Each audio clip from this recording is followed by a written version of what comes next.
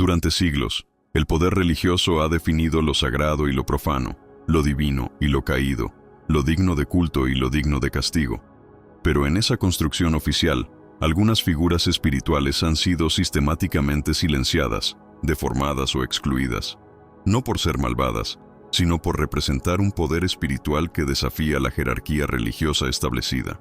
Dos de estas figuras son Metatrón y Lucifer. Y aunque en apariencia opuestos, ambos tienen algo en común. Fueron guardianes de un conocimiento que el sistema no podía controlar. Metatrón, el ángel que fue humano. Metatrón es una figura poderosa dentro del misticismo judío, especialmente en la Cábala y en textos como el tercer libro de Enoc. Según estas tradiciones, Metatrón no es un ángel común, es Enoc, el hombre que fue transformado y llevado al cielo sin morir. Su nombre significa el que está detrás del trono, y se le considera el escriba de Dios, el mediador de secretos celestiales, el administrador del tiempo y del juicio. ¿Por qué la Iglesia nunca lo menciona? Porque Metatrón representa el potencial divino del ser humano, un hombre que, sin morir, fue glorificado y transformado en el más alto de los ángeles. Esta historia contradice la doctrina tradicional del pecado original, que establece que el hombre solo puede salvarse a través del sacrificio de Cristo. Metatrón es una herejía silenciosa, un humano que ascendió por su virtud, sabiduría y justicia, sin necesidad de redención externa. Metatrón es símbolo de lo que la Iglesia medieval más temía: el hombre que accede al conocimiento de lo alto sin intermediarios eclesiásticos. Por eso fue excluido de los textos canónicos y relegado al esoterismo. Lucifer, el portador de luz convertido en sombra. Lucifer, en su origen etimológico, significa portador de luz. Y aunque la Iglesia lo ha identificado con Satanás, el relato bíblico no hace tal conexión directa. De hecho, en Isaías 14:12, Lucifer es una metáfora sobre un rey caído, y solo más tarde fue reinterpretado como el ángel rebelde por la tradición cristiana. Pero, ¿qué representa Lucifer realmente? En muchas corrientes gnósticas y místicas antiguas, Lucifer no es el mal absoluto, sino el arquetipo del conocimiento prohibido, el cuestionador del orden divino impuesto, el simbolismo del alma que quiere saber más de lo que le fue permitido. Lucifer no fue expulsado del cielo por maldad, según estas tradiciones, sino por negarse a servir a una humanidad que consideraba inferior, o por mostrar al hombre un conocimiento que lo acercaba demasiado a lo divino, como el fuego de Prometeo en la mitología griega. Y es aquí donde colisiona con la estructura de la Iglesia. Lucifer representa la autonomía espiritual, el acceso directo a la luz, una forma de despertar que no necesita sacerdotes, templos ni rituales. Por eso fue demonizado, porque su figura amenazaba con revelar que el reino de Dios está dentro de ti, no en manos de una jerarquía clerical. El puente entre Metatrón y Lucifer, aunque parezcan opuestos, uno obediente, el otro rebelde, Metatrón y Lucifer comparten una misma esencia: el acceso a los secretos del cielo. Uno los administra, el otro los desafía. Uno fue exaltado por su justicia, el otro castigado por su osadía. Pero ambos guardan las claves del despertar espiritual que la religión institucional teme. Ambos representan lo que la Iglesia no puede controlar. Metatrón, el ser humano que se hace divino. Lucifer, el ser divino que se revela por amor al conocimiento. El mensaje oculto detrás de sus figuras no es oscuridad, sino el llamado a romper los velos del miedo y buscar la luz más allá de los dogmas. Enoc y Metatrón, el hombre que se transformó en ángel. La historia de Enoc, un personaje mencionado brevemente en el libro del Génesis, ha intrigado durante siglos tanto a estudiosos de la Biblia como a místicos, cabalistas y esoteristas. Pero lo que pocos saben es que detrás de su nombre se oculta una de las metamorfosis espirituales más fascinantes de toda la tradición judeocristiana: la transformación de un hombre en un ángel, específicamente en el arcángel Metatrón, una entidad envuelta en misterio y poder celestial. Este relato no solo rompe los límites entre lo humano y lo divino, sino que ofrece una clave secreta sobre el destino último del alma, sobre la posibilidad de ascensión y trascendencia que yace dormida en cada ser humano. El Enoc del Génesis, breve pero profundo. Enoc aparece por primera vez en el capítulo 5 del Génesis, en una genealogía aparentemente rutinaria de los descendientes de Adán. Pero su mención tiene algo muy especial. Mientras todos los demás personajes de esa lista vivieron tantos años y murieron, sobre Enoc se dice algo distinto. Caminó Enoc con Dios y desapareció porque Dios se lo llevó. Génesis 5:24. Solo con esa frase, el texto canónico siembra un enorme enigma. ¿Qué significa Dios se lo llevó? ¿Murió? ¿Ascendió? ¿Fue raptado al cielo? ¿Fue transformado? La ambigüedad de la expresión ha sido el punto de partida de muchas interpretaciones, tanto místicas como teológicas. En la Biblia solo dos personajes no mueren de forma convencional: Elías, llevado en un carro de fuego, y Enoc, que desaparece. Ambos son considerados en algunas tradiciones como aquellos que retornarán en el fin de los tiempos como testigos divinos. El libro de Enoc, Visiones celestiales prohibidas. Para comprender la verdadera dimensión de Enoc, debemos acudir a los llamados textos apócrifos, especialmente al libro de Enoc, también conocido como Primo Enoc, un compendio de visiones y revelaciones atribuidas a este misterioso personaje. En este libro, Enoc no solo es llevado al cielo, es guiado por ángeles a través de múltiples cielos, desde donde contempla el trono de Dios, la caída de los ángeles rebeldes, los secretos del tiempo y el juicio final.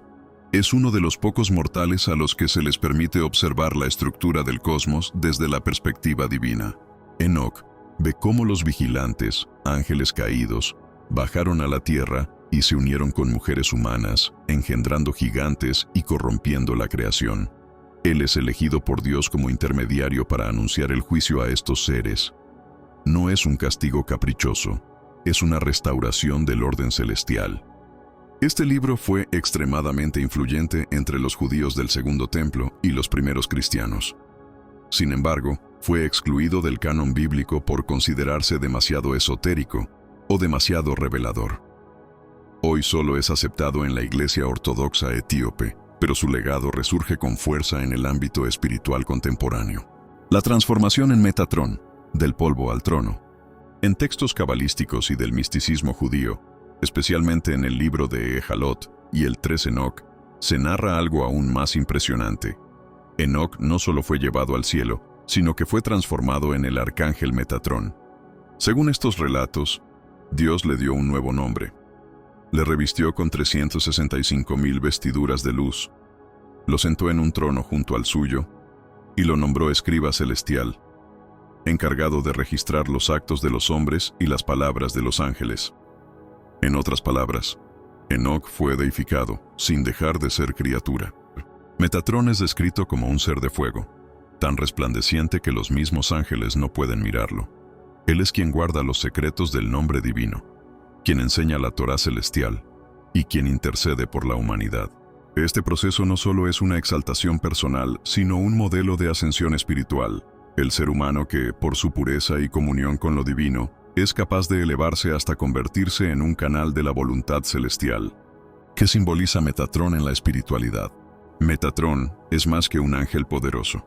En la Cábala, es considerado el mediador entre el mundo de Atzilut, emanación divina, y los mundos inferiores, un puente entre lo inefable y lo manifestado. Representa el potencial dormido del hombre de volverse uno con Dios.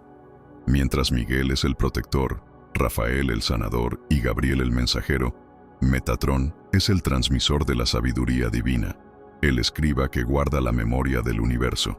Es símbolo del hombre regenerado, del ser que ha trascendido la dualidad y ha regresado al corazón de la fuente. Por eso, muchas tradiciones lo asocian al árbol de la vida, al cubo de Metatrón, símbolo geométrico de la creación, e incluso al Merkabah, el carro místico que transporta las almas hacia lo alto. ¿Puede el hombre convertirse en ángel? La historia de Enoc plantea una pregunta provocadora. ¿Es posible que un ser humano trascienda su naturaleza y se convierta en un ser angelical? Desde la perspectiva mística, la respuesta es sí. No porque se deje de ser humano, sino porque se despierta el verdadero diseño espiritual del alma. El hombre no es solo polvo, es chispa divina encarnada. Y cuando esa chispa se purifica, se expande y se rinde a la voluntad superior, puede reflejar la gloria celestial. Enoc no fue el único. Otras tradiciones hablan de Moisés, Elías, incluso de María y Juan el Evangelista, como seres que rozaron esta transformación. Pero Enoc es especial, porque su ascensión representa el principio del proceso, un anticipo de lo que será revelado al final de los tiempos. La infancia oculta de Jesús. Milagros, pájaros de barro y maestros del templo. Los evangelios canónicos ofrecen muy poca información sobre la infancia y juventud de Jesús. Entre su nacimiento en Belén y su aparición pública a los 30 años, apenas hay menciones. Solo un episodio, el de Jesús a los 12 años discutiendo con los sabios en el templo, rompe el silencio. Sin embargo, ese vacío ha sido llenado por siglos de tradición oral, textos apócrifos y reflexiones místicas que relatan una niñez extraordinaria, marcada por milagros, sabiduría precoz y un aura de misterio. ¿Quién era ese niño que, antes de predicar en las sinagogas, ya hablaba con los ángeles y moldeaba vida con sus manos? Esta sección explora los relatos ocultos sobre el joven Jesús, no para reemplazar lo que dicen los evangelios, sino para complementar el silencio con símbolos y visiones espirituales. Los pájaros de barro, el niño que daba vida. Uno de los relatos más famosos de los evangelios apócrifos, especialmente del evangelio árabe de la infancia y del evangelio de Tomás el Israelita, narra cómo el pequeño Jesús, jugando con otros niños, moldea gorriones con barro en el suelo. Sus compañeros lo acusan por trabajar en sábado, pero Jesús, en un gesto inesperado, hace que los pájaros cobren vida y echen a volar. Este relato no es simplemente una anécdota mágica, es una declaración teológica poderosa. El niño Jesús ya poseía la capacidad de crear, de transformar la materia en vida. Es un eco de Génesis. Así como Dios formó al hombre del polvo, el niño forma aves del barro. La imagen del niño creador anticipa su naturaleza divina, pero también su inocencia. No crea por poder, sino por juego. Y en ese juego se revela el poder del amor creativo. Jesús y los maestros del templo, sabiduría precoz. El único relato canónico sobre la infancia de Jesús aparece en Lucas 2:41-52, cuando María y José lo pierden durante la Pascua y lo encuentran, 3 días después, en el templo de Jerusalén. Allí, el niño de 12 años está sentado entre los doctores, escuchándolos y haciéndoles preguntas, y todos quedan asombrados por su entendimiento. Este episodio no es solo un relato biográfico, tiene una carga simbólica inmensa. Jesús, aún niño, ya se coloca en el centro del conocimiento espiritual de su tiempo, no por desafío, sino por identidad. Su afirmación, ¿no sabíais que en los negocios de mi Padre me es necesario estar?, revela que ya tiene plena conciencia de su misión. Lo más asombroso es que no se presenta como maestro, sino como aprendiz que pregunta. Y sin embargo, sus preguntas desarman. No enseña desde la arrogancia, sino desde la profundidad del alma. Los evangelios apócrifos y la tradición etíope narran que Jesús, ya desde muy pequeño, realizaba actos sobrenaturales. Sanaba a sus compañeros de juegos, revivía a niños que habían muerto por accidente, protegía a su madre de peligros e incluso hacía florecer plantas con una palabra. En algunos relatos, un niño muere tras caer del techo de una casa y los vecinos culpan a Jesús. Entonces, el niño es resucitado por el propio Jesús para declarar su inocencia. En otros, transforma agua en vino en una casa pobre, anticipando el milagro de Caná. Estas historias, aunque exageradas para algunos, no deben leerse como biografía literal, sino como símbolos espirituales. En ellas, el niño Jesús no es un prodigio arrogante, sino una conciencia que no ha olvidado quién es. Sus milagros no buscan asombrar, sino restaurar el equilibrio natural, como si respondiera al dolor del mundo con la armonía de lo divino. Jesús entre los sabios de Oriente. Algunas tradiciones, especialmente dentro del esoterismo cristiano y la gnosis, afirman que entre los 12 y los 30 años, Jesús viajó hacia Oriente, donde habría aprendido y enseñado entre sabios de la India, del Tíbet y de Persia. Textos como La vida desconocida de Jesús, de Nicolás Notovich, siglo XIX, narran que el joven Jesús, a quien se conoce como Isa en esas crónicas, fue recibido por brahmanes y budistas, quienes vieron en él a un ser iluminado.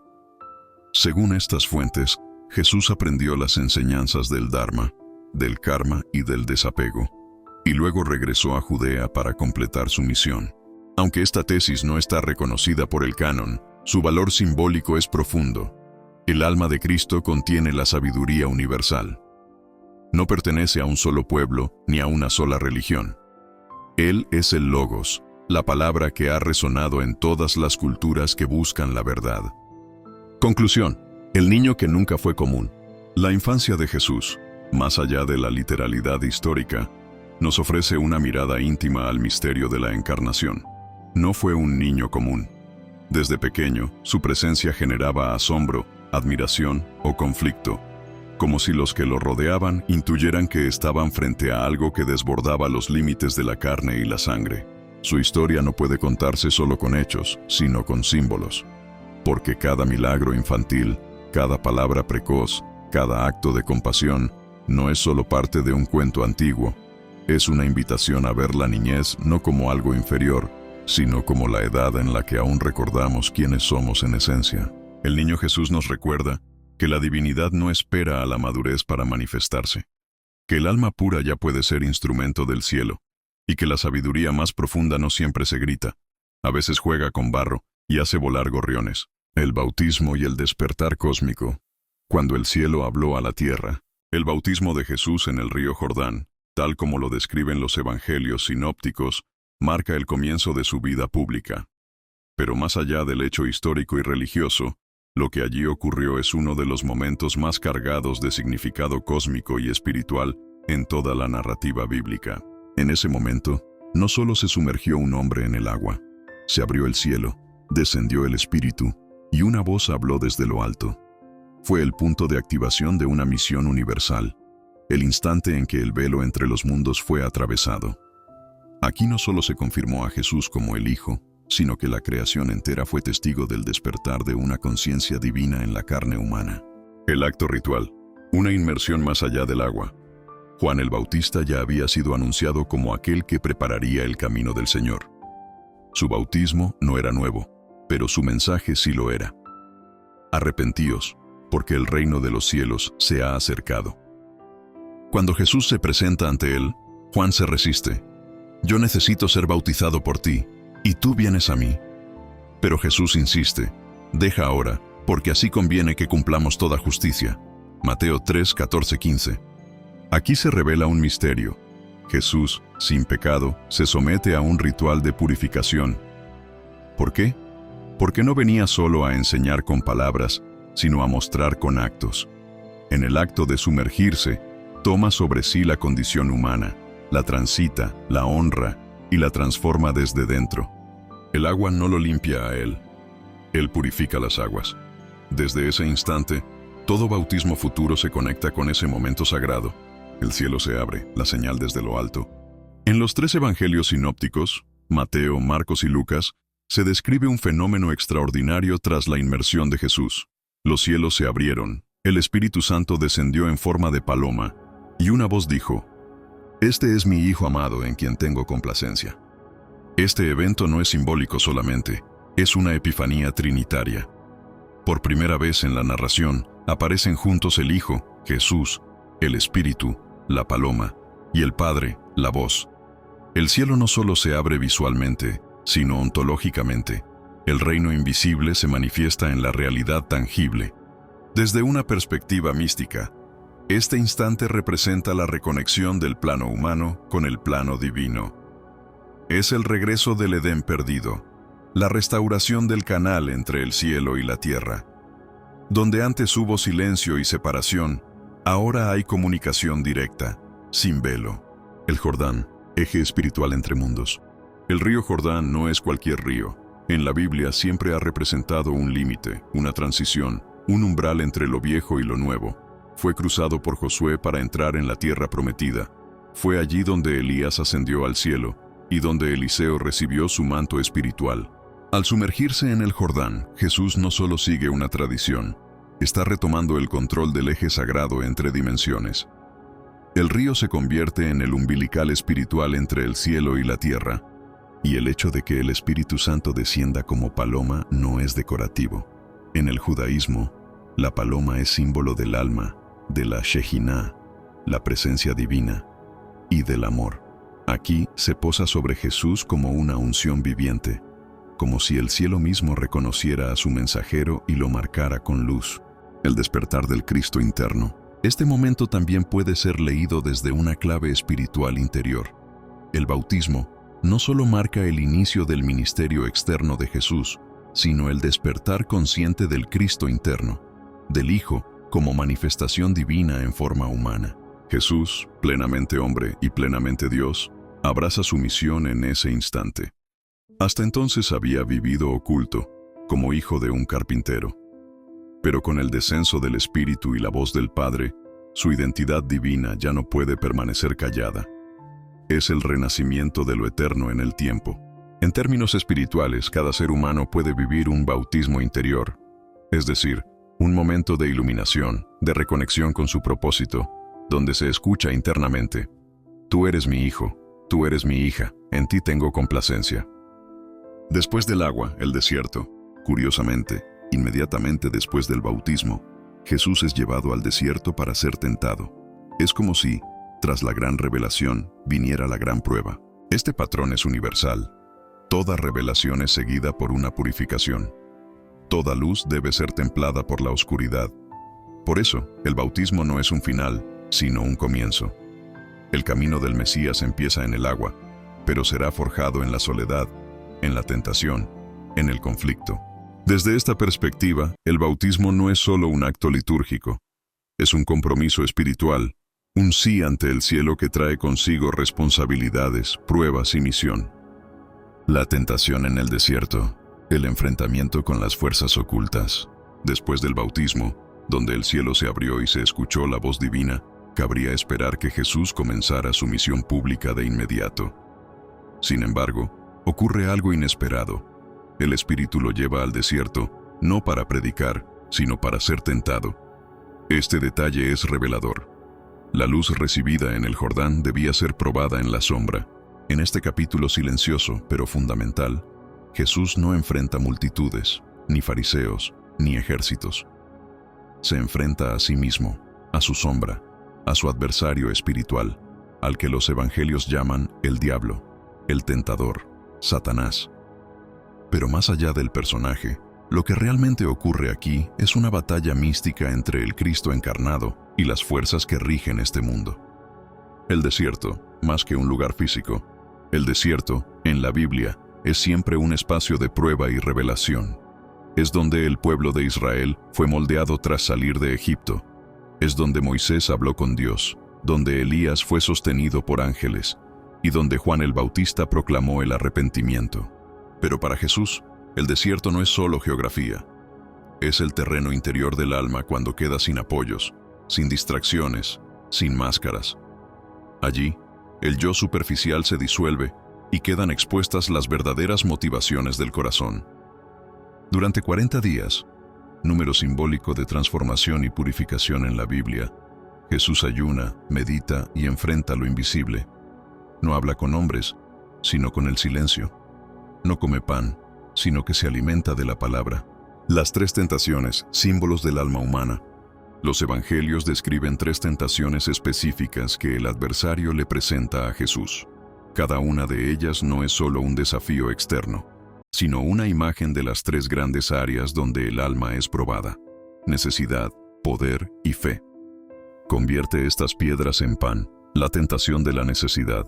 Después de 40 días sin comer, Jesús tiene hambre. El tentador le propone usar su poder para saciarse, pero Jesús responde: no solo de pan vivirá el hombre, sino de toda palabra que sale de la boca de Dios. Aquí se nos recuerda que el ser humano no se sostiene solo por lo físico, sino por lo espiritual. Esta es la prueba del instinto, del impulso, de la obediencia a los sentidos por encima del alma. Tírate desde el pináculo del templo, la tentación del espectáculo. Satanás le sugiere a Jesús que pruebe su divinidad con un acto milagroso, público, espectacular. Pero Jesús responde: no tentarás al Señor tu Dios. Esta es la tentación del orgullo espiritual, del ego que quiere validación, fama y control. La fe auténtica no necesita demostrarse. Esta es la prueba del ego religioso. Te daré todos los reinos del mundo si me adoras. La tentación del poder. El adversario ofrece dominio, gloria, control absoluto a cambio de sumisión. Jesús responde: al Señor tu Dios adorarás y a Él solo servirás. Aquí está la prueba suprema: el alma frente al deseo de dominar, de poseer, de gobernar el mundo a costa de su propia esencia. Estas tres pruebas no fueron solo para Jesús. Son arquetipos eternos de la lucha humana, desafíos que todo caminante espiritual deberá enfrentar tarde o temprano. El adversario, una entidad o un reflejo. El texto habla del diablo como figura concreta, pero muchos maestros espirituales, desde los padres del desierto hasta los místicos modernos, han enseñado que el verdadero enemigo está dentro. El Satanás que tienta a Jesús no es necesariamente un ser con cuernos, sino una fuerza arquetípica, un principio de oposición, la voz interior que propone atajos, caminos fáciles, soluciones seductoras que comprometen la verdad. Jesús no dialoga mucho con esta voz. No razona, no argumenta, no duda. Cita las Escrituras y permanece firme. Es la sabiduría que se mantiene centrada, sin necesidad de batallar con violencia. El mal se derrota con claridad, no con gritos. Ángeles al final del desierto. El relato concluye con una frase cargada de belleza. Entonces el diablo le dejó, y he aquí que vinieron ángeles y le servían.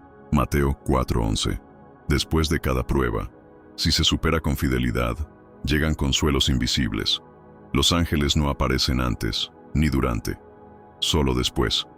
Porque la fe verdadera se prueba en la ausencia, no en la evidencia. Esta escena muestra que el cielo no olvida, que tras cada noche oscura viene el alba, y que toda alma que permanece fiel es fortalecida por las fuerzas celestiales. El camino del Maestro, milagros, parábolas y el reino invisible. Una vez que Jesús supera las tentaciones del desierto, inicia su vida pública, pero lo hace de un modo muy particular.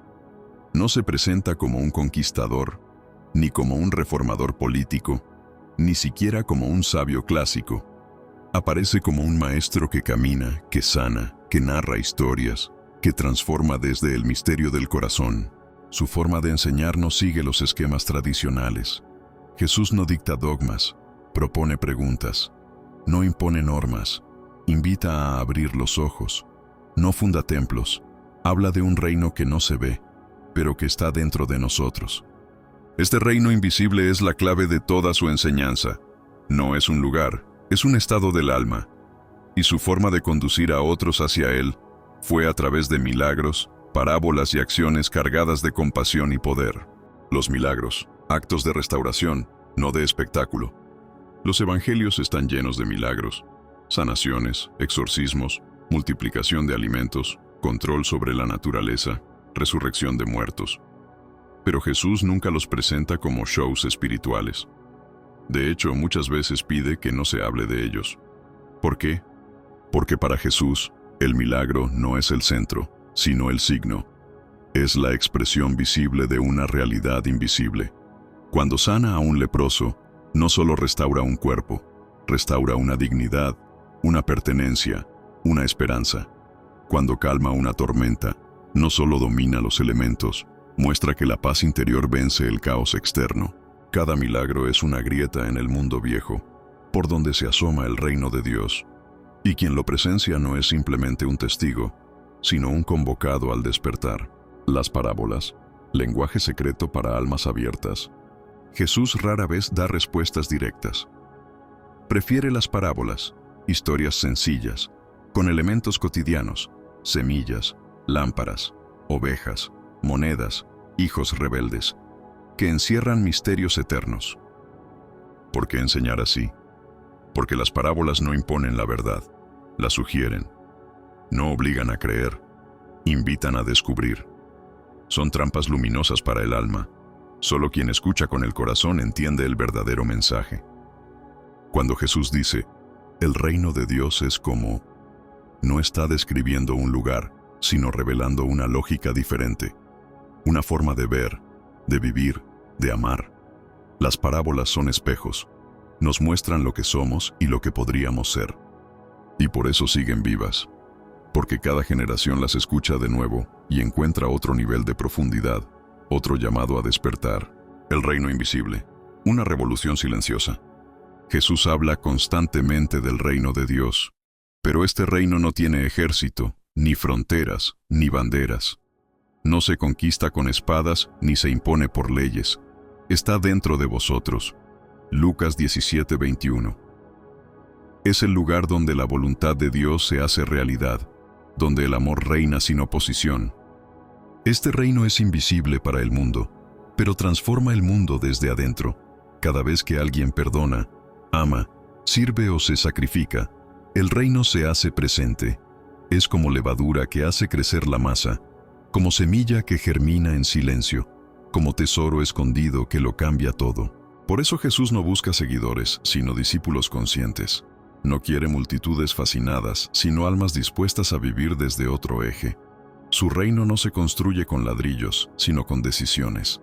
Jesús, el maestro que toca, que llora, que camina. A diferencia de otros maestros espirituales, Jesús no se presenta como un ser inaccesible. Al contrario, se mezcla con la gente, come con pecadores, se deja tocar por enfermos, llora por sus amigos. Su divinidad no lo aleja del mundo, lo sumerge más profundamente en él. Cada gesto suyo tiene un poder oculto.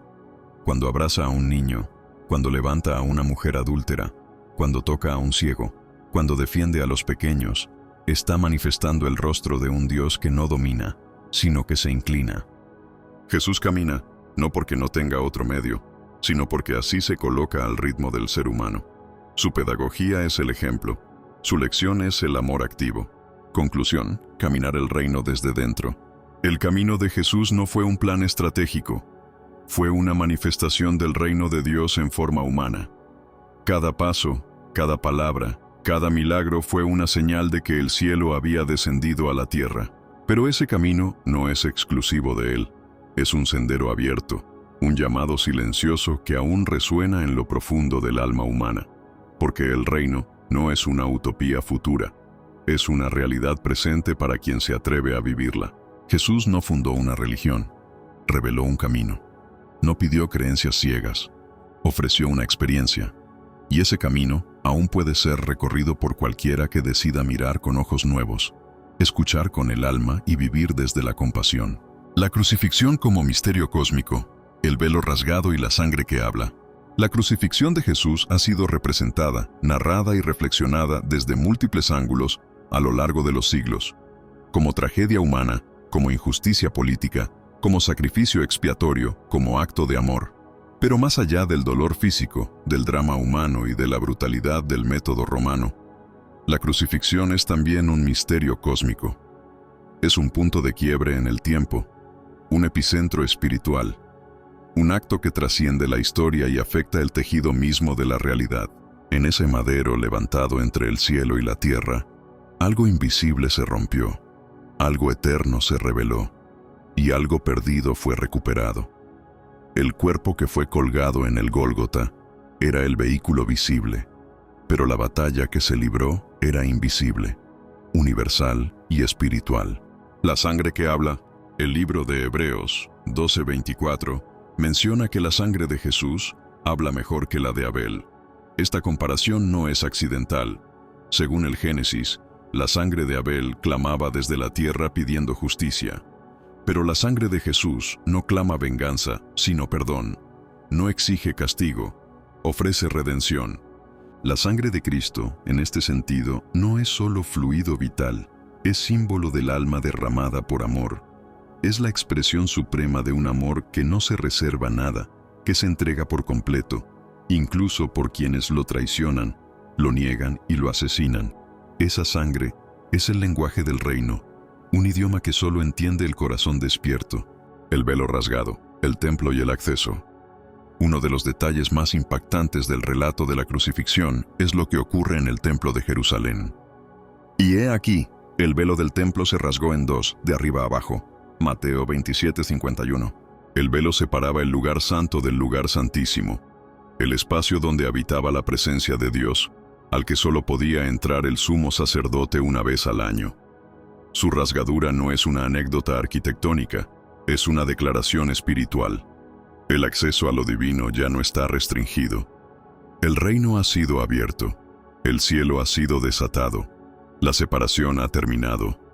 La crucifixión rasga el velo no solo del templo, sino del alma humana. El muro entre Dios y la humanidad ha sido destruido. La distancia fue cubierta por clavos, espinas y palabras de perdón. Y lo más sagrado ya no está escondido tras cortinas, ahora habita dentro del corazón que se entrega. La tierra tembló. Resonancia en la creación. Los evangelios afirman que, al morir Jesús, la tierra tembló. Las rocas se partieron y los sepulcros se abrieron. Este lenguaje simbólico expresa algo profundo. La muerte del Cristo no fue solo un evento humano, fue un evento cósmico. La creación entera reaccionó. La cruz no fue solo una ejecución, fue una sacudida espiritual en todos los planos, un acto de restauración universal. En ese momento, el tiempo fue atravesado, y la eternidad irrumpió en el mundo, el ADN del amor eterno. Lo que ocurre en la cruz reconfigura la realidad espiritual de la humanidad. Antes de Cristo, la ley pesaba sobre el hombre. Después de la cruz, la gracia fluye desde el cielo hacia la tierra.